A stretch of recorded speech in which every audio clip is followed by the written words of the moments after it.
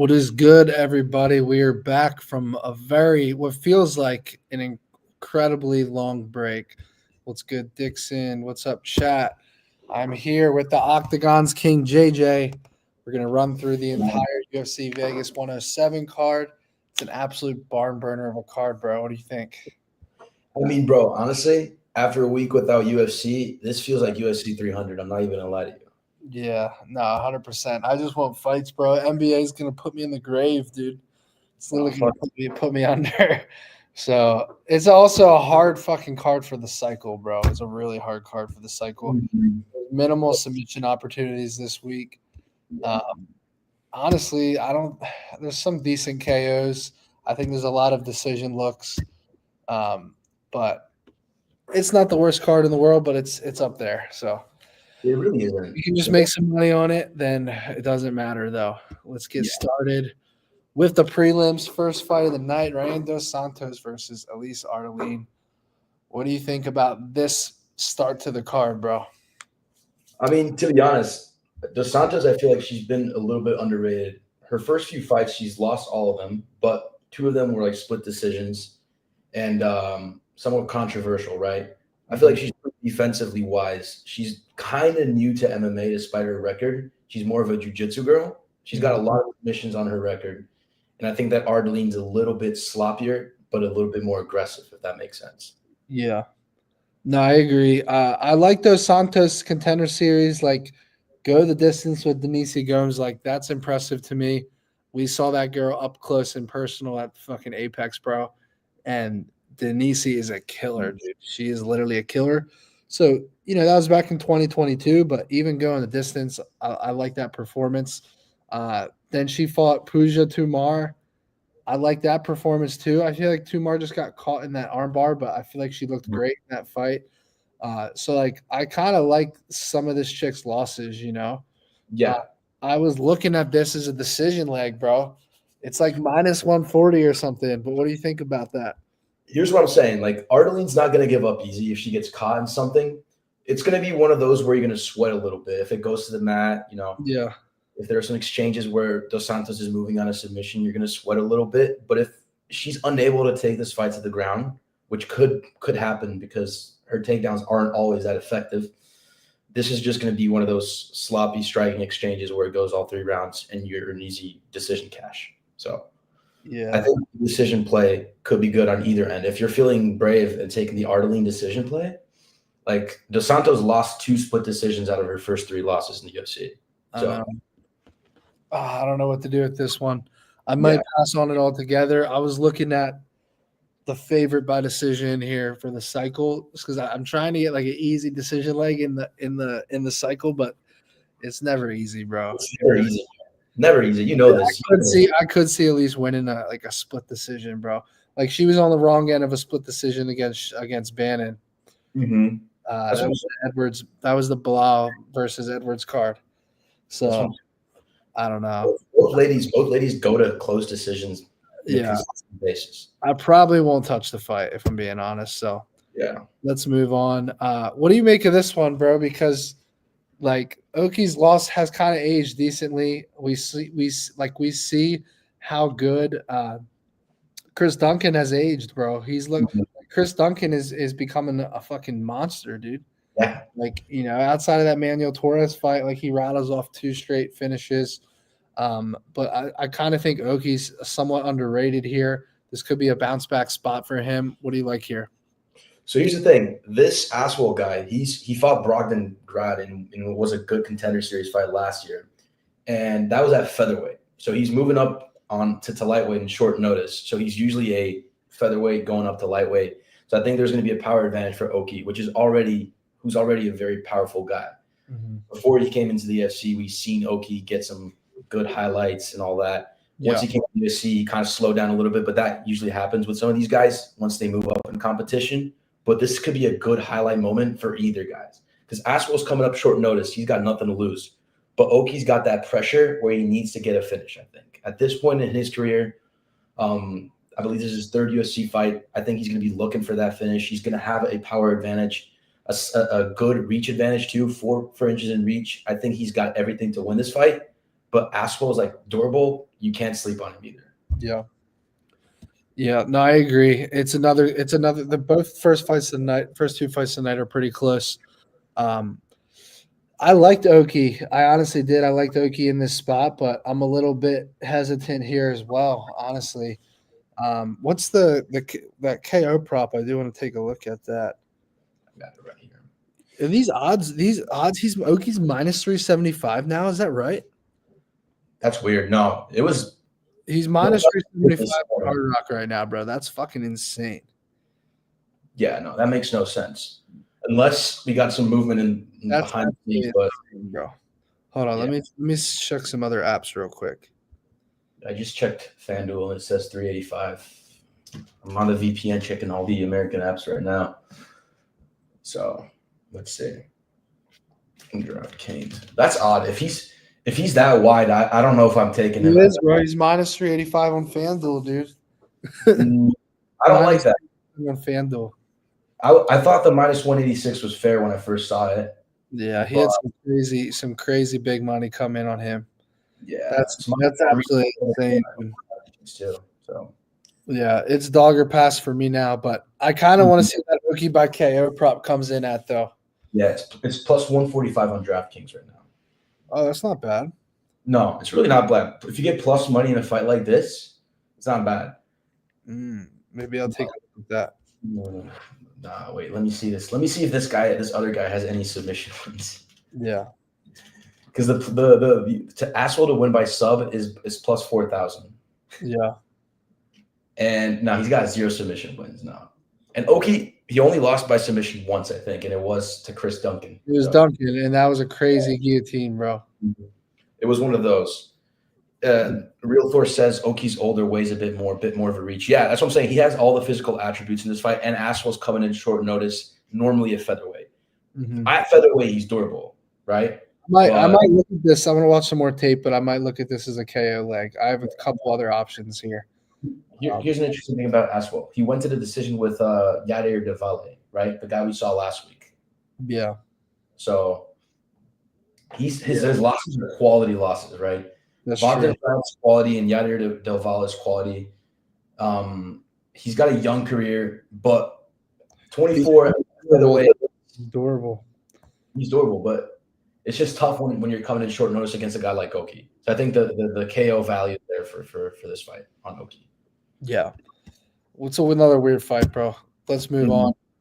Contender Series guy, Gustoson versus Trevin Giles. Giles is a guy that he just comes off the couch, bro, and fights like killers. And he usually loses. That's the thing. He has some good wins in the UFC, but he's getting put away by elite guys though. Yeah. Dricus Duplessis, what was it, Gabriel Bonfim that put him away? He got some Bonfim KO'd by he did get in his most recent fight against Mike Malott. So you don't really know what you're gonna get with Trevin Giles here, bro. I think everyone's going to be on the Gustoson KO prop here, and I don't know that he gets it. I really don't. I could see him winning the decision. He's gritty, right? So that's the thing about Gustoson. In his Contender Series fight, people were expecting him to come in there and just murder the guy in the first round. He did eventually get the finish, but it wasn't like a super electrifying finish. It was more knees against the clinch, against the fence in the clinch.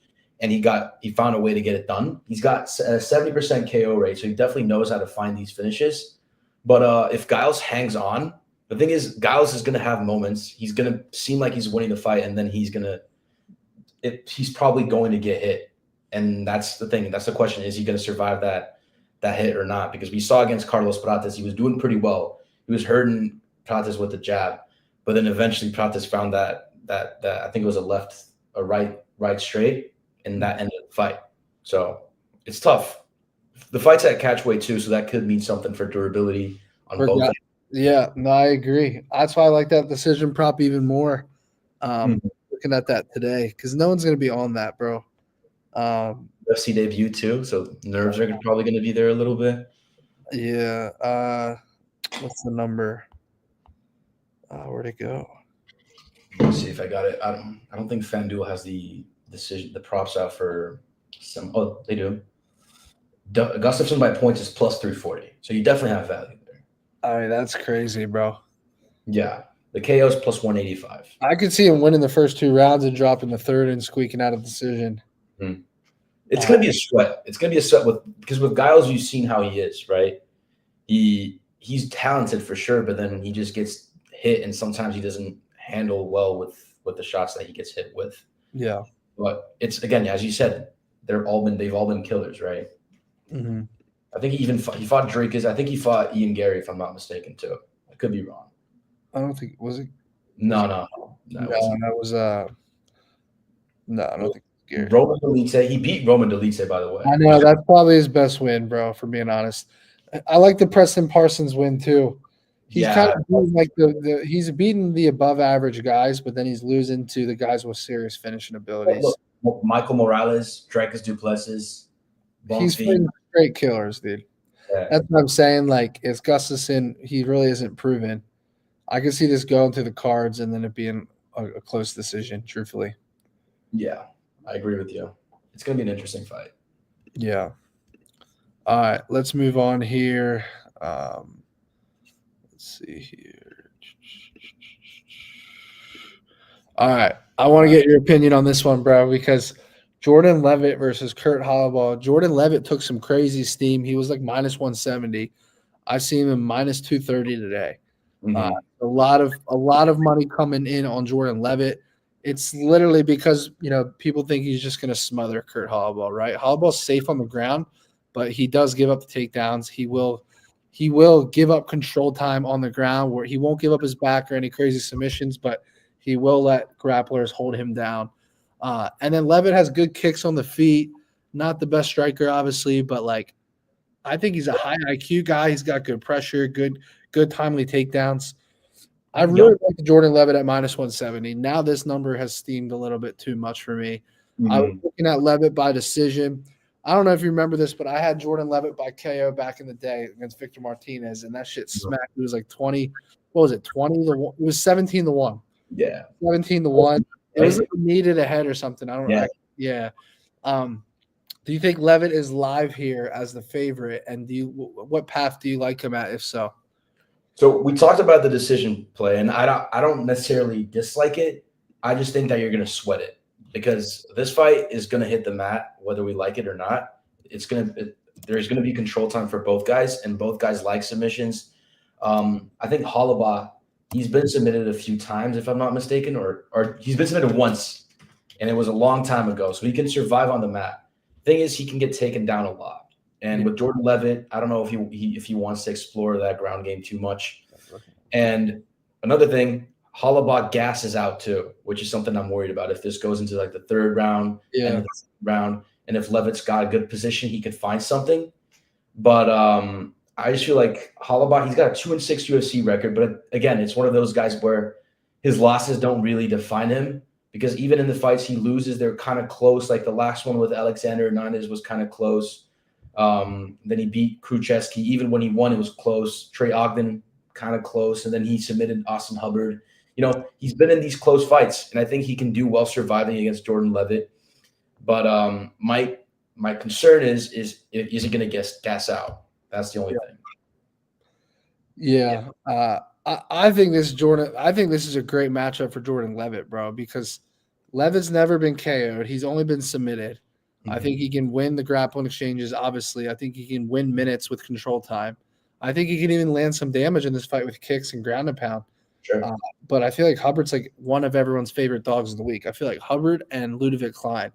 And I actually like both favorites in this fight, so hopefully I'm not square on both those fights, but I think Gamrot's being underlooked, and I think Jordan Levit's being underlooked here. But it seems like popular dogs are on Kurt and Ludovic.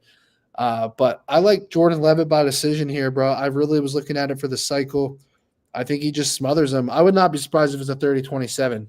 Yeah. Where Kurt Holloway is just safe off his back and just accepts a decision loss. That decision number is plus 130, so it's the most likely outcome of the fight. Jordan Levit by knockouts 12-1, and then submissions plus 325. Here's the thing. Here's what's curious. I agree with your play on Levit, and I'm probably going to be doing the same. But just for the people that are back at Kurt Holloway out there, just a little bit of hope. The 3 losses that Jordan Levit has, in his career are to Claudio Puelles, Paddy Pimblett, and Chase Hooper. All three guys that are probably really, really good at jiu-jitsu. Like he just loses the better grapplers than him. That's it. Yeah. Chase Hooper and Claudio Puelles, great grapplers. Paddy Pimblett, that loss has aged well. And in that fight, too, Jordan Levit, by the way, had moments where he was controlling Paddy and then Paddy reversed it. So, yeah, no, I'm with you. Too. I'm Jordan Levit by decision. Final answer. Let's move on. Alan Nasimento versus Rafael Filio. This is a fight where I lean the dog here. I think Filio, I love his performance against Makayev. I like his performances in general. He gets hurt in fights and he rallies. This is one fight where it might be hard for him to get his submission. Nasimento, I believe 15 wins by submission, never been submitted. Is that right? Yeah, his grappling is absurd, and he is, bro. I swear to God, I've met this guy in person. He's huge for a flyweight. He is huge for a flyweight. Yeah. His grappling, I've heard stories of him in the gym, and he's insane. I feel like both guys are big. Yeah. It's probably 5'7", 5'8". For flyweight, that's the thing is, Nasimento has been so inactive, bro. So inactive. 4 canceled fights since 2023. His last fight was against Carlos Hernandez, which was granted a great fight. He lost to Tagir Ulanbekov by split decision in 2021, and what was a great grappling fight. Mm-hmm. But he hasn't been as active, right? And it's been injuries. It's been injuries, and it's been the weight cut. Because that's the thing about these guys that are a bit larger for the weight class. Sometimes the weight cut hinders their performances or doesn't let them even perform at all. Mm-hmm. So I think Rafael Filio, as a dog, is great value. But I still think Alan Nasimento is going to win. So I'm in a tough spot where I wish this fight was closer in odds. I still think Nasimento is going to win. But I do fully understand the people that are back in Filio, just for the fact that he's been on a great roll, and his loss to Makayev was a loss where he almost broke his leg. Right, he had Makayev in a horrible position with his leg. Yeah, I just don't think Nasimento has a single impressive win in his career, bro. Yeah, what names do even excite you? Like, he beat Jake Hadley by decision, who got cut from the UFC. Yeah, Carlos Hernandez obviously has no grappling. He just got cut after getting subbed at the Apex a couple weeks ago. Like, Tagir Ulanbekov, like, losing by split decision, to me, that's the most impressive performance. Yeah, that's what I was going to say. You know, he lost to Pava on a contender series by split decision. I was looking at Rafael Filio by decision, bro. I'm like, why is this number so high? Because now Nasimento has never been subbed. So I was like, it's plus 425, I believe. Yeah. 425, whereas Nasimento by decision is plus 145. That's a massive difference. Here's why I'm concerned about the decision play. Nasimento is a guy that's a very quick finisher. So he has 15 submissions. 12 of them are in the first round. Yeah. Of those 15. So, and guys usually with this height, bigger guys, and even him in the past, we've seen him gas out in those fights that he loses by close decision, because he exerts so much in trying to find that finish early on. Yeah. And we have Rafael Filio that we've seen rally when he's in bad positions. Wasn't he like dropped, I think, by, who was it, Daniel Barres? Yeah, and then he subbed him. And then he subbed him, exactly. So he can rally. It's not like he's just going to give up if he's in a bad position. And if Alan Nasimento gasses out trying to find a submission or even a ground and pound, something like that, and Filio survives, this guy's getting finished in round 2 or 3. That's my concern. Yeah, 2-3 would be electric. Let me see what that is. You could probably do a long shot just by those 2 and 3. Just round 2. Round 2 is 9-1. Round 3 is 12-1. See, like that's not. I would literally just play the round 2-3. I wouldn't even take the KR sub. Mm-hmm. You can just do a sprinkle on that. Yeah, that's interesting. Yeah, there's a lot of close matchups on this card, bro. Like a lot, and a lot of weird. Like where one guy's inactive, another guy is like, it's tough. But this will be a fun, entertaining matchup for sure. Mm-hmm. On Zach Reese versus Dusko. I've made a lot of money on Zach Reese. I've also gotten fucking crushed on Zach Reese. I'll never forget the Cody Brundage performance where he was about to lock up his club, get slammed on his head. And then there's other performances where he looks like a world beater, bro. What do you like in this spot? He is a minus 265 favorite.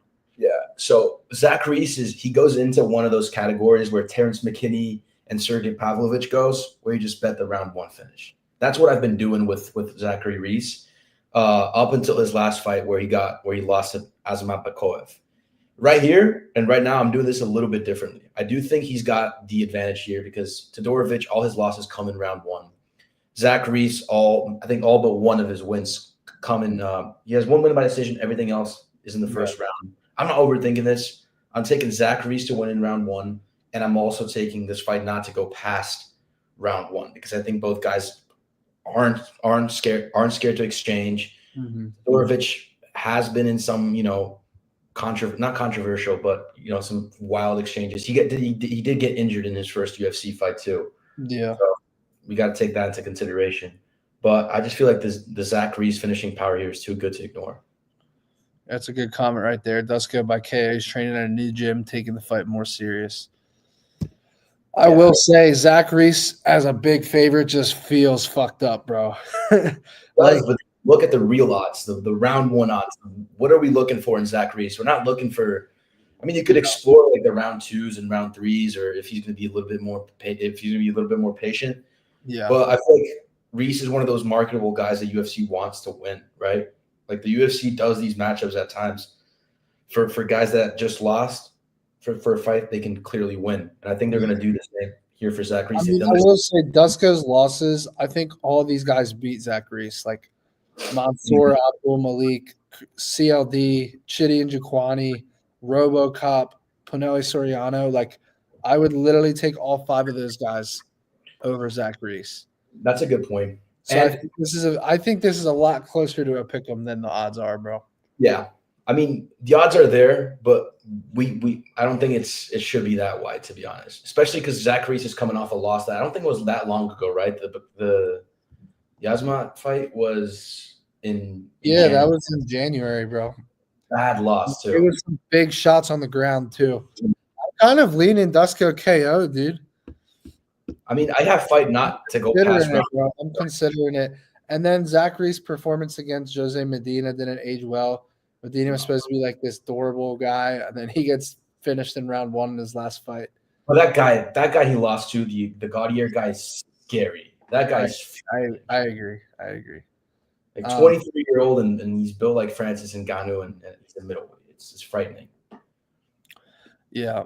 I don't know. I have a weird feeling on this one. I agree. If you're gonna play Zach Reese, you go round 1. Yeah. I kind of like round 1, 2 for Dusko and round 1 for Reese. Mm-hmm. I don't disagree. It's gonna be one of those where I'm gonna be very mad if I'm wrong, but at the same time, I feel like just taking the Zach Reese round 1 KO or round 1 finish is just safe. But if it gets past the round 2, I'll be like, all right, fuck it. I'm not gonna overextend myself on the betting for this one. Dusko can take a beating, but Zach can take a punch. Dusko has only lost to Killers. True. And in defense of Dusko, he lost to CLD, and the fight he lost to CLD wasn't really like he got hurt or anything like that. He just got injured in the first fight. And Mansour Abdul Malik is a fucking monster. Yeah. And then Chidi and Jaquani, he almost made it to the end of the first round. He did go the distance with RoboCop, bro, but that was back in 2021. Yeah. I don't think Zach Reese is on the level of these guys, bro. Yeah. I think he's just explosive. That's it. The thing is, if this fight goes past round 1, it's all Toddorovich. If you see Toddorovich get hurt and survive and make it to round 2, this could be a great spot for a live bet. I know we don't really talk about live betting much, but if you do enjoy live betting, this is the fight to do it, in my opinion. For sure. Cycle Parlay is dropping tomorrow, boys and girls. Yes, all right, let's move on. Guys, I'm going to put the link in the comments right here. If you guys want to get winning picks from my boy Hey Jive and my boy Nolan, 3 years straight of profit. Don't rely on my long shots. As you can see, I am on a cold streak. I haven't hit a cycle since fucking, March? So I haven't hit a cycle since March. But as you know, JJ, you can tell them the numbers because I don't even know it because everyone makes fun of my losses. But cycle parlay, if you actually track the cycle parlay, it's up huge. Yeah, let me look it up. I have it here somewhere. But last I checked, you were up like a sizable amount in all cycles. So it was six figures, right?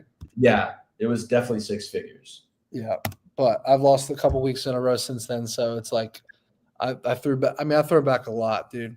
I had the 100K win in December. I had the 100K win in March, and then let's call it 3 weeks out of the month, like when there's 3 cards a month, basically. Yeah. I've lost what? Since March, I've lost how many in a row? 6 or 7. Something crazy, bro. I have it here. You're up 127,000. Actually, a little bit less because I haven't added the last. Yeah, I'm probably up like 115, 115, Yeah. 120. I haven't added the last. That's just on a cycle parlay, though. That's not That's all. just cycles, but still, people think that you have to hit like a cycle every week. That's not the case. You have to hit 1 or 2 a year to make money, but no one. Let me tell you what happens, bro. People follow the cycle, and then you miss like 2 in a row, and they're like, "I'm not going to follow them." Fuck that. And then the week they don't follow, it hits, and they're like, "God damn it!" And then they do the whole thing again. Yeah, that's not a bad look. Dusko in the under 1.5 is plus 425 on Hard Rock. Take that. I think if you're because that gives us 2.5 minutes in round 1, bro. Or round 2, I mean. Yeah, especially if one of them gets hurt too. If Reese gets hurt. All right, let's move on, guys. This is the link. We just posted it right here. If you guys want to get this weekend's picks for free from Hayden and Nolan. Use code 107 at checkout. Let's move on to the main card. Caitlyn Vieira versus Macy Trzon. This is a tough fight, bro. I think it's very close to a 50-50 fight. Yeah. But I think something about Macy, bro. I don't know where you land on this fight, but I like Macy's aggressiveness. I like her striking. I think she can get this one done on the scorecards. Yeah. Thing is, I'm a bit biased on this fight because Caitlyn Vieira, when I first started my Instagram page, she's like one of the first few fighters that follow me and I interact with her. And ever since, I'm like, I like Caitlyn Vieira. Yeah. But here's the thing, she's durable and she's fought like elite level opponents a few times. She's fought Holly Holm. I think she fought Bueno Silva. She fought Pennington. And in that Pennington fight, she lost, but it was a very controversial fight where many people believed she won. And then she went out there against Kayla Harrison last time around. And I think she obviously lost the fight, but I don't think she looked awful. She looked great against Panic Kianzad. And then she has a win over Misha Tate. She fought Yana Santos. Like, she's been fighting these big names in the division. And I think she's very skilled on the ground. She trains at Nova União, where Aldo trains. She's got 8 decision wins. She's durable. But I think Chiasson has that finishing factor at 135 that not a lot of ladies right now do, except maybe, Kayla Harrison and Amanda Nunes if she does come back. So if you do, if you're thinking about playing the Chiasson side, I would look at taking her by some sort of finish, because Caitlyn Vieira has been knocked out, and Chiasson has a way of finding finishes in weird ways too, which is impressive. Yeah, Caitlyn Vieira's only been knocked out once though, right? And that was that left hook to Irene Aldana. Yeah, bad knockout. And then the thing with Macy is, like, she didn't even finish. What's her name? It was a doctor stoppage. Yeah. Yeah, but Mayra Bueno Silva is just so tough, bro. She's crazy. She wanted to continue so badly in that fight. You see Chiasson's finish on Aldana, though. Yeah, that's kind of why I feel like Macy can win on the scorecards here. Pennington. She's actually no, sorry. Chiasson got finished by Pennington. My bad. Yeah, I like the decision whenever Norma Dumont. I could see a similar performance here where it's like a 29-28 on the scorecards for Macy. That's my final answer. But I just like the money line here. Truthfully, I don't depending on the decision number. Let me take a look. Like, regardless of where you go, it's a good line. I think you can be happy. Decisions plus 140. Like, it's just not enough for me. Yeah, I'd rather just take the minus 120 price. In case she gets a doctor stoppage or something. Yeah, I like this fight. Yes, sir. Let's move on here. Probably one of my favorite fights of the night, just because I'm a big Dustin Jacobe fan. That's my guy. I played with some blackjack with him. At UFC Tampa. Does he I think he's so underrated. I light heavyweight, bias aside. I just think that the guy's, he's 37 years old, but he doesn't fight like it, bro. His chin's still there. He gets tagged at times, but he's not getting like chinned. He's getting like put away by like an accumulation of damage. So I think he's still there. I like his striking. I don't think Bruno Lopez is like good enough to get this fight to the ground and hold Jacobe down. I just don't see that happening. So I think if he does get a takedown, Jacobe will pop back up to the feet. I like the small reach advantage for Jacobe. I think he's just way more technical of a striker. I just think he can get this done on the feet. I like maybe a KO here. I want to put him in the cycle. The KO is only plus 190 though. so I'm looking at it.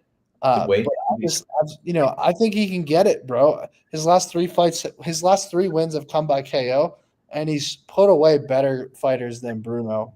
Mm-hmm. If we're being honest, so I think he can get this one done. 100%. I'm thinking because I like Jacobe and I agree with you. He's a great point, bro. The Apex too. Justin Jacobe's gonna be a big boy in that Apex octagon. I never realized how small that octagon is until I went to go fight a couple weeks ago, bro. You guys will be blown away by how small it is in person. Like, it is small, dude. It is absolutely small. Here's the thing. Jacobe is technical. He has been hit a few times. And at times that costs him the fight, even when he's winning it, which is kind of frustrating. We saw that against the Alonzo fight. To me, that was a fluke, bro. Yeah. And then the Roundtree fight, it says an L on his record. And I had Roundtree on that fight like a bet. But once that fight ended, I was like, fuck, Roundtree definitely lost that fight. Yeah. That would have been a great win too. Yeah, and he had momentum. He had one, 2, 3, 4 fights in a row. That would have made it 5, right? And then they feed him another monster in Morzekhanov, right? Who popped for substances not that long ago, so he's probably on something. Yeah. And then he knocked out Kennedy Nzechukwu, who I had the round 1 KO in that fight too. Yeah, who's doing great at heavyweight. And then he lost to Alonzo Metafield in a fight where it was frustrating, where he was doing well. But at the end of the round, he would get hurt and sat down. It was annoying. And then Dominic Reyes is proving to be a great guy too. He's bounced back. He's only lost to elite guys. And then he goes out there and he knocks out Vitor Petrino, who had never been knocked out before. He'd been submitted by Anthony Smith, but he had never been knocked out. So I like Jacobe, and he has experience in raw kickboxing, right? He even fought Alex Pereira in kickboxing back in 2014. So this guy's got experience. He's a glory kickboxing fighter, so he's definitely the more technical fighter for sure. Do you think he can get the KO, or do you think he gets this done on the scoreboards? I think he can get the KO. I think if he's patient with it and he doesn't look for it, I know that sounds weird, but if he does his game, Bruno Lopez could probably get tired. These guys that come into the UFC at times, they're not expecting the levels, right? Yeah. And I didn't realize Bruno Lopez has a KO win over RoboCop, but it was back in 2014. Yeah, there's some weird wins from a long time ago. Like Vicente Luque knocked out Thiago Santos, the light heavyweight, in 2013, bro. It's some wild shit. No. I don't really care about 2014, bro. That was 11 years ago. But still, it was just crazy to see. Yeah. I have to trust Dustin Jacobe in the KO leg for the cycle, bro. You're gonna have to put the faith on him. And if you be top 2 or 3 option as of right now, so we'll see if I get there on it. But that's my guy. So I got another fight I was looking at here. Billy Ray Goff. I was looking at him on the KO. But this dude is super durable, bro. So I actually leaned towards the decision prop here. Let me pull up that number again because I thought it was a crazy number. Billy Ray Goff by decision is plus 240. We know he's going to be aggressive. We know he's going to inflict damage. He can get takedowns. He can land a bunch of crazy shit on the feet. If this dude can survive, I think it's an easy decision win for Billy Ray Goff. If this guy can survive for 15 minutes. So I was looking at that at plus 240 too, because the KO number is plus 130. It's so short to me. Against a guy that really hasn't been put away by knockout, has he? No. This fight's weird, right? Because they were meant to. They had same opponents in the same card. Like they had like an opponent switch, right? Mm-hmm. And I think Ramiz was meant to fight Oban Elliott, and Billy Ray was meant to fight Ko, the Korean guy. And now Ko's going to fight Elliott in Baku in a couple of weeks. Mm-hmm. Here's the thing, Billy Ray. I had a great bet on him, his UFC debut, when he went out there and he knocked out the guy in the first round. I think he had like a round 1 KO prop on him. So I really like Billy Ray because of that. But at the same time, you mentioned Ramiz is durable. He's not just going to go out there and get. And he's 0-4. Ramiz is 0-4 when it goes the distance. So he's 0 decision wins, 4 decision losses. And what do I always say about the cycle? Give me the better skilled fighter against a super durable fighter for the decision leg. It's like begging me to put this in at plus 240, bro. I want this to be the fight he finally gets knocked out. I think the cycle this week, I mean, the cycle is always going to be a sweat, bro. You know that. But I think this week, if there's a cycle, it's going to be even sweatier than usual just because these matchups they're tough to predict, right? They're tough to predict. Like you have close fights, and when you have a fighter that you like, you don't really know how he's going to win. That's how I feel like it's been the motto. I mean, has Billy have ever been subbed? Never been subbed in how many professional fights? Only 12 professional fights. The chat likes Ramiz by sub here, which honestly on a card where there's not a lot of options, you have to at least take a look at it. It's plus 550. I think it's his only path. I truly believe that's his only path to victory for Ramiz. I don't think he can win on the scorecards, and I don't think he's knocking out Billy Ray Goff. So if Trey Waters knock him out, I don't know how this guy's going to knock him out. Trey Waters, I think, is the truth, bro. His nickname's the truth. That's hilarious. And he's got a great reach and solid power. His submission performance against Billy. Yeah. So Brian Monch has 10 submissions. It makes a ton of sense, bro. I'm starting to sell myself on it on the cycle. Plus 240. Wafflix, Ray by decision. Yeah. It could be, but by Dilly, yeah. Everyone's on board with that. Rami's been looking good since Rami's been looking good since training with Bilal more. The Bilal effect. Yeah, that definitely helps. I don't know. He's got 10 submissions, 9 of them in round 1. That's something to take into consideration. 9 of them happen in round 1. It's like the Nasimento. Lots of guillotines, rear naked chokes, guillotine. Yeah. Oh no, I'm looking at the wrong fucking tabology. My bad. Hold on. Let me see. He is 10 submission wins. Yeah, rear naked chokes, guillotines, arm triangles. Mostly rear naked chokes and guillotines. Mm-hmm. I don't know if you're going to get Billy Ray Goff on that. I don't know why he would even shoot in this fight. Yeah, it's tough. I think the decision. We go back to the decision because I think that's the one that makes the most logistical sense. Like you said, the more skilled guy against a very durable opponent that could. Billy Ray Goff's never been taken down in the UFC. Now, granted, it's only through 3 fights. Yeah. He knocked the dude. I still remember the day he came to the UFC and he knocked the fuck out of Kinoshita in round 1. Like that was crazy. 2 years ago, 2023, and I think it was like one of the Singapore cards that are always like really early. Ramiz is a gasser. Goff is all pressure all day. Yeah. Well, I will be sweating if I take this decision, bro. I will be sweating late in this fight. You're gonna sweat regardless of what you do this card, bro. It is a tough card. Here's what I do. I take the cycle, but then do a small long shot on like a late finish. So if the cycle gets fucked, at least something hits. All right, let's talk on this. This is the co-main, right? Yes, sir. It's the co-main. It's Gamrot versus Toddorovich Klein. Bro, every person I've talked to is on Toddorovich Klein this week. No. I don't see it, truthfully. I think his win against Thiago Moises hasn't aged that great. I think that Gamrot is going to be the bigger guy here. I think he can get takedowns. I think he can also have some success on the feet just because of the threat of the takedowns, I think Gamrot decision here, Dude, I was looking at the Kimuras 35-1 on MGM. He got it against Jeremy Stevens back in 2021.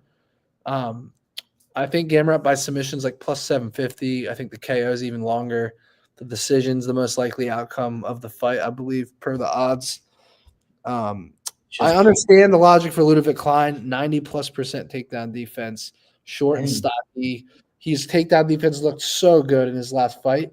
But Gamrot's like Marab, bro. He doesn't care about getting every takedown. He's just going to keep being relentless, And all he's going to have to do is get a couple to change the course of this fight.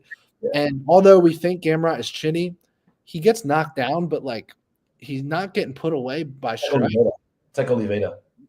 So obviously that can impact the scorecards, he can win minutes and then Klein can just win big moments to impact the scorecards. So I do see a world where Klein wins on the scorecards, but I like this to go the distance either way. And I think Gamrot wins at 29-28. We're forgetting some of the wins Gamrot has, bro. I mean, and Dan Hooker's say what you want about Dan Hooker, but he's a vet now, right? He just had a great performance against the wrestling of Gamrot, but he still got taken down 5 times, bro. So it's like Gamrot beat RDA, Rafael Fiziev, Jalen Turner, almost beat Benil Dariush, Sarukian. He has good quality wins, bro. Arman Sarukian, you beat Arman Sarukian in a 5-rounder. It's can you not beat Toddorovich Klein in a 3-rounder here? And you got Klein. I just think the line should be bigger. I think he should be over a 2-1 favorite here. But again, everyone's on the Toddorovich Klein underdog of the week side. here's the thing. I like Klein, bro, but at the same time, he's got some underrated wins like Bahamondes. That's a great win, right? Like Yeah, Bahamondes. that's a great win. But that was before Bahamondes became the Bahamondes he is today, training with Bilal, and like he looks unreal now.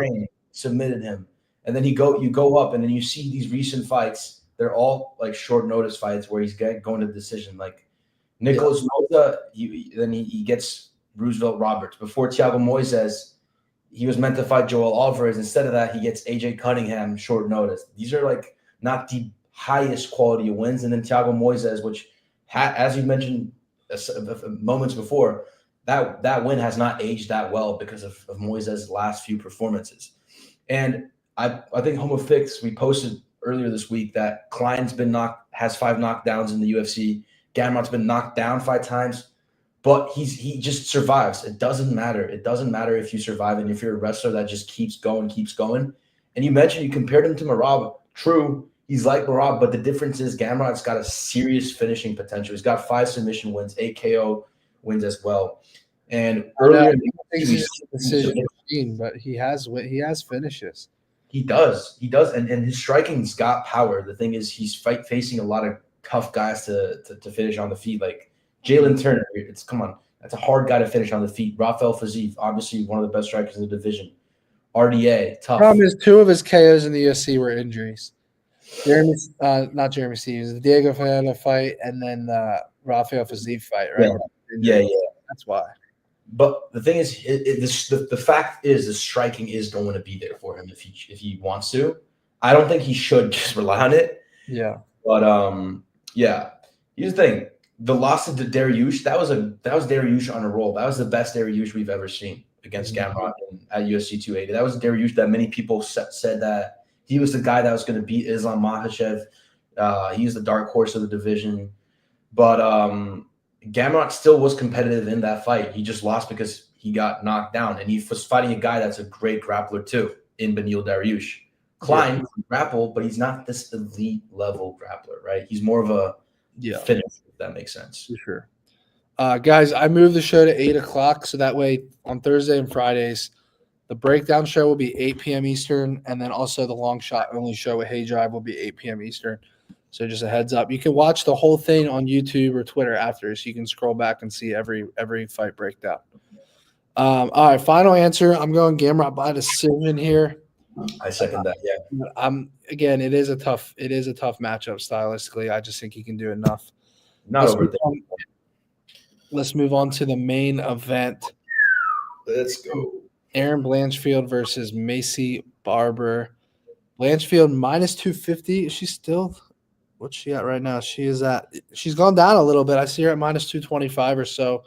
Macy Barber, a tough out, but also a decent stylistic matchup for Blanchfield. We see Macy Barber get taken down a ton by, I think, far worse wrestlers and grapplers than Erin Blanchfield. So I see a lot of love for underdogs on this card, bro. But again, another fight where am I crazy to just like the favorite here? She's tough. She has a chin. She can walk forward. She can get takedowns. She can have control time. She can threaten submissions.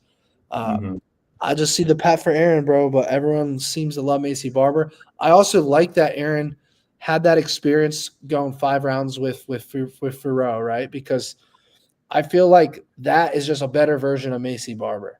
More technical, I think bigger, stronger. Macy Barber's violent, but like she's not as skilled as Ferro, bro. She's just not. And like Erin Blanchfield, in hindsight, you look at the stats, it's like she got outstruck 172 to 130. Obviously, when you watch it on tape, it looked bad, but I feel like she bounced back good from that fight, beat Thug Rose, and I feel like Thug Rose and Fior are like 2 steps of Macy Barber, in my opinion. So I like the matchup for Erin Blanchfield. Everyone's begging me not to take Blanchfield by sub here. It's plus 425. I get 25 minutes to get a sub here. This reminds me of Sean Brady versus Leon Edwards, where Macy Barber never been submitted, I believe, right? No, she's lost once to Tracy Cortez by decision. Yeah, never been submitted, right, in the UFC. Leon Edwards never been submitted in the UFC. 5-round fight. Erin Blanchfield, submissions plus 425. Sean Brady, submission was plus 425. crazy deja vu here where it's a main event. It's a striker versus grappler. The striker had never been submitted in the UFC, and I was getting plus 425 on the grappler to get the sub. I'm getting crazy deja vu here. Tell me if I'm right or wrong, bro. What do you think? Here's the thing. Barber's coming off an injury too. She's had a bad leg injury and she's bouncing back now. Another thing. Here's me for a TKO injury though. That's going to help you. Barber has never been in a 5-round fight. Never. While on the other hand, Blanchfield has been in a few 5 rounds. A couple of them, yeah. She fought Fioro, she fought Rose, and I think Andrade, I think that was a main event, if I'm not mistaken, or a co-main. But she's been in these high-level fights, right, with a lot of attention on them. The Tyler Santos one, if you recall, it was a 3-rounder, but it was a very intense fight where she had to kind of bite down on her mouthpiece and make it dirty win. And I think there are going to be moments here where Barber's going to start finding success on the feet, but Blanchfield's going to be able to eat those shots, close the distance, take it to the cage, use her clinch, and if it goes to the ground, if you're playing Erin Blanchfield by decision, like I'm thinking I will, you're going to be nervous because Blanchfield's great on the ground. Like we saw the crucifix she had on Molly McCann. We saw what she did to Jessica Andrade, which at the time wasn't really that common, right? And then she can control fights. That's what I like about Blanchfield. She can dictate where the fight goes. Whereas Barber is much more comfortable if she's dominating the fight. If she's not in control of the fight, she tends to struggle a little bit. We've seen this against lower opposition. Granted, it was earlier in her career when she was fighting Modafferi, but she's had a lot of close fights. Like the Miranda Maverick fight was really close. The Andre Lee fight was very close as well. Even this Caitlyn Sermonera fight, her last fight, didn't impress me that much, and it was quite close as well. And I feel like Blanchfield's going to get those takedowns to make it a differential if you do see the fight go in the distance, right? So, and I do believe a finish is possible. I'll tell you one thing, and Macy Barber's so aggressive and violent that like I could see her doing something stupid and giving up her back too. 100%, yeah. Like getting too reckless coming forward. Like and Erin Blanchfield's so good in like scrambles and positionally. I don't know. I just thought of that now. I'm like, maybe that's another scenario where Blanchfield can get her back. I don't know. I gotta believe that Blanchfield, if you give her 25 minutes to do it, is it a high probability she gets the sub? Maybe not, but at plus 425, I get 25 minutes to get a sub against a pure striker. It's worth the shot, bro. It's worth the shot. Blanchfield heel hook 50-1. You better chill, Dixon. You better chill. Bro. Matty Spring. I don't know where the hell the guy found these odds, but that's crazy. I can see why 35-1 Kimura on Gamrot before I take that shit, bro. That could happen, bro. I wish that fight was a 5-rounder too, to be honest with you. Right. I don't know why they could have made that one the main event too instead of this one, but I guess this is like a higher ranked fight. But sprinkling the round 4 and round 5 on Erin Blanchfield could be something good too. 100%. Speaking of Erin Blanchfield, our guys at Homa Fight did a face-to-face interview, our guy Jake, with Erin Blanchfield. So go check that out at homafight.com if you guys want to read or watch that interview or read the article. What else we got here? Also on the homafight.com site, you can go get the UFC Vegas 107 picks from Hayjive and Nolan. Code 107 gets you this weekend for free. Let's just build a simple 2-legger, bro, because there's not a lot we can do with this card. Give me your favorite play of the night, and then I'll give you mine. It's got to be like good plus money though. It can't be like some bullshit. So like you give me your favorite plus money play, I'll give you mine, and we'll build a 2-legger. The long shot show will be tomorrow, 8 p.m. Eastern, boys. I'm going to generate. Give me Dos Santos by submission at plus 500. Oh, that's some crazy shit. What is it? At what? Plus 500. Yeah, that it fits that last year's trend. First fight of the night submission, bro. That shit was rolling for fucking months. I forgot. That's true. There's always some trends in the UFC. We had the no KO trend for a bit too with the new gloves. Yeah. I'm gonna go. Do we go first fight of the night sub, last fight of the night sub? Ooh, that's crazy. And the two women MMA fights as well. Yeah, they were joking that we were going to do a women's MMA cycle parlay, but that's not. The guy in the Longshots Only show gives it out every week. He was 2 for 3 the one night. Let's just see what this would pay here, just out of curiosity. Aaron Blanchfield by submission plus 425. And then you really want to go with the Yeah. You sure you don't like anything else, bro? I mean, in this card, there's nothing I really love, to be honest. And I think that Dos Santos winning method by submission plus 500. Yeah. 30-1, bro, plus 3,050. $100 pays $3,050. Dos Santos submission, Aaron Blanchfield by submission. Let us know, chat, what you think about tailing that shenanigans right there. Guys, like and subscribe on the video. If you came in late tonight, go to the Matty Best YouTube channel. You can watch the full thing. We'll be uploading it. And any last thoughts, JJ? Just be careful out there with this card. You know, we got a big UFC 316 card next week, so always remember it's not about winning; it's about just surviving and making it to the fights that you really want to bet on. So I just say take your picks, but don't feel obliged to bet every single fight on the card. So that's what I got to say. Fair. All right, and then what if you want to shout out your socials, bro, for anyone to check out?